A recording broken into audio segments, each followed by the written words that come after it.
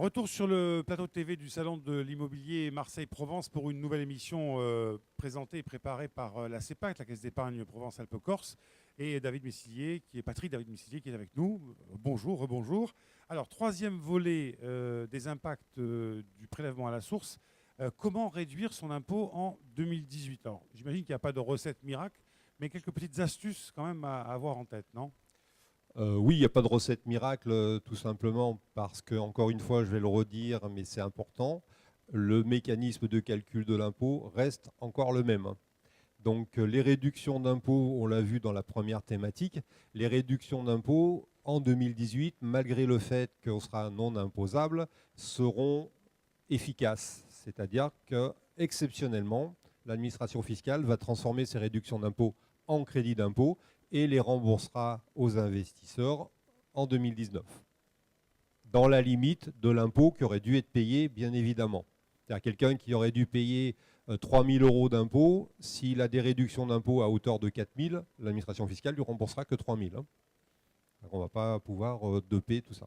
Alors, nous allons examiner 4 cas. Le Pinel pour l'immobilier, le fonds d'investissement de proximité ou fonds commun de placement pour l'innovation pour les entreprises, les SOFICA, et puis pour l'audiovisuel et le PERP.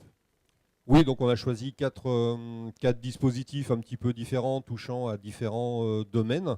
Donc le dispositif, donc dans l'immobilier, pour pouvoir défiscaliser aujourd'hui, donc il y a le dispositif Pinel qui existe, qui vous permet d'obtenir une réduction d'impôt de 12, 18 ou 21% du montant de l'investissement en contrepartie d'engagement de location, de durée de location de 6 ans, 9 ans ou 12 ans.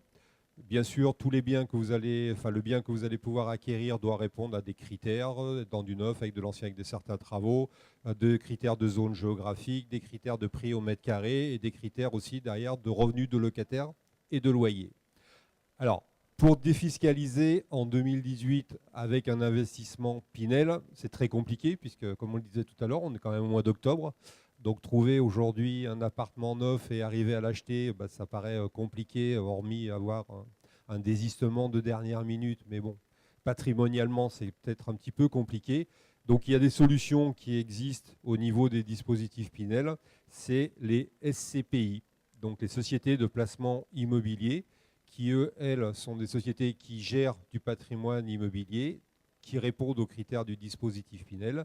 Et vous, en tant qu'investisseur, en acquérant des parts de SCPI, vous pouvez bénéficier dès 2018, dès l'année de l'investissement, et non pas l'année de livraison des biens comme le fait le dispositif Pinel en direct, mais dès l'année d'acquisition, vous pouvez bénéficier de la réduction d'impôt. Alors, CPI, on précise, hein, ça peut être par exemple un immeuble de bureau qui se trouve dans une zone pas dans du tertiaire. Pinel, puisqu'on se rend à de l'habitation sur Voilà. du Pinel, mais effectivement, il y a des SCPI après immobilier de bureau pour aller chercher du rendement, mais dans le dispositif Pinel, on sera sur des CPI qui ont des biens qui répondent aux critères du dispositif Et ça, Pinel. On pourrait le faire maintenant. Et ça, on peut le faire maintenant pour 2018, hein, puisque des parts de SCPI, voilà, c'est des montants qui sont relativement faibles.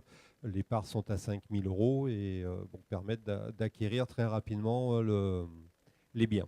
Alors, voyons maintenant l'exemple des investissements dans les entreprises avec les fonds d'investissement de proximité, les FIP, ou les fonds communs de placement pour l'innovation, les FCPI.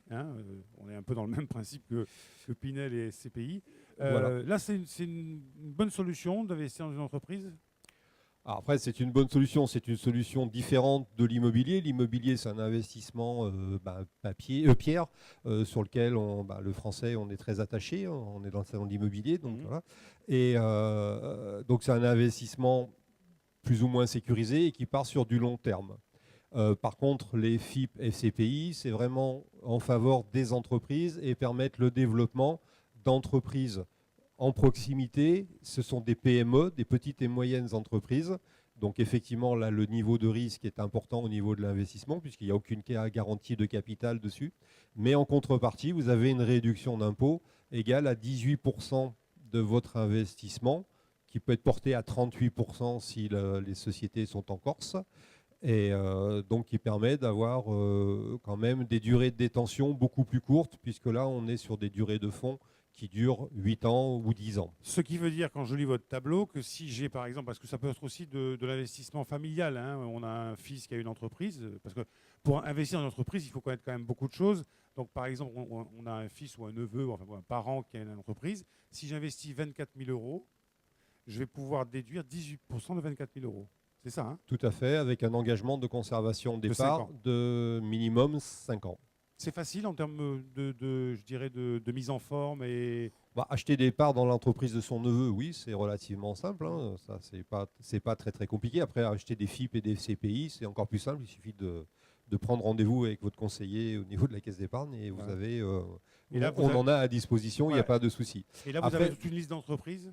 Alors, après, le fonds, c'est l'avantage d'un fonds par rapport à un investissement direct dans une entreprise, même si elle est familiale, c'est qu'un fonds, lui, va diversifier Ah, d'accord. d'un point de vue activité des entreprises, d'un point de vue secteur géographique. Et le fonds, il a un objectif, lui, de gain d'argent et il a une durée d'investissement. Ce n'est pas un fonds de dire, bah voilà, j'ai investi dedans et puis je récupérerai l'argent quand il viendra, comme on le fait. Si on fait une entreprise familiale, en règle générale, c'est dur qu'au bout de 5 ans, on va dire à son neveu, tiens, tu me dois 24 000 plus Oui. tes intérêts, c'est compliqué. Et Là, un FIP, au bout de 8 ans, l'investisseur récupère son argent et le reverse aux investisseurs. d'accord. Et la part que vous achetez, elle est productrice, génératrice de dividendes? Alors, il n'y a pas de revenu attaché à ce placement. Il y a une éventuelle plus-value à la sortie. D'accord. Et cette plus-value est non imposable à l'impôt sur le revenu, soumise aux prélèvements sociaux, puisqu'aujourd'hui, malheureusement, tout est soumis aux prélèvements sociaux. Mais l'éventuelle plus-value à la sortie est exonérée d'impôt sur le revenu. Alors, troisième cas, les Sofica, l'audiovisuel. Voilà, donc après, il y a un autre dispositif qui existe, qui est le financement de l'audiovisuel. Donc les sociétés de financement du cinéma et de l'audiovisuel. Et là, il y a des réductions d'impôts qui sont attachées à ces investissements, qui sont de 30, 36 ou 48% selon le type d'investissement, s'ils vont sur des entreprises, enfin sur du financement d'auteurs, de fiction et de choses comme ça. Selon ce qu'ils vont financer derrière, il y a des réductions d'impôts qui sont plus importantes. Alors, je m'arrête 2 minutes. La Sofica, on voit ça dans les génériques, hein, souvent Pour chaque générique, il y a une Sofica qui a investi. En fait, une filiale de la Caisse d'épargne, hein, au départ. Pas forcément Enfin, une. elle est indépendante, mais oui, c'est souvent elle est indépendant. quand même née dans l'écosystème Caisse Ouais. d'épargne. Et donc, ce sont des investissements auprès de producteurs pour produire des films souvent français. Hein, on est plutôt dans l'audiovisuel français. Principalement, Ah. oui, quand même. Pour la Bon, réduction d'impôts, oui, à partir du il moment où vaut- on fait une réduction d'impôts, en général. Il vaut mieux. Alors, expliquez-moi un petit peu. 30, 36, 48, plafonnement 18 au lieu de 10 000. Comment Oui. on récupère son argent quand? Alors, pareil que les FIP et CPI, c'est-à-dire que la société de financement, la Sofica, elle a une durée d'engagement de Oui, d'accord. vie. Donc, elle s'engage à financer des films et des fictions ou des séries. Et en contrepartie, une fois que les droits sont vendus et que la série est publiée, récupère tout ou partie de son investissement. Donc, que ce soit le FIP, FCPI ou la Sofica, on est sur des entreprises. Donc, forcément, il y a du risque. Et c'est pour ça qu'il y a une réduction d'impôt en face aussi, hein, de toute manière. Quatrième cas d'école, le PERP. Alors, le PERP, donc, c'est le plan d'épargne retraite populaire qui permet de préparer sa retraite, puisque les sommes que vous allez investir sur le plan d'épargne retraite sont, elles, déductibles du revenu imposable. Donc, dans la limite de 10% de vos revenus, mais ça vous permet d'acquérir au moment qu'on fait valoir ses droits à la retraite, un complément de retraite. Et là, il y a un projet de loi actuellement qui est, on entend bien parler, voilà, de permettre la sortie de ces contrats en capital et non plus seulement en rente fiscalisée. Mais de toute façon, on n'y touche pas jusqu'à la retraite. Sauf cas de force majeure qu'on souhaite à personne.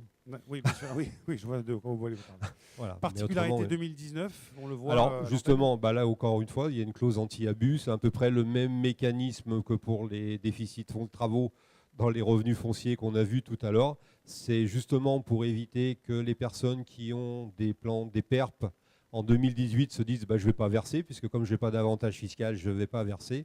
Là, pareil, il y a une clause anti-abus, c'est-à-dire qu'en 2019, on va aller regarder si le contribuable, pour admettre la déduction, si le contribuable a versé en 2018.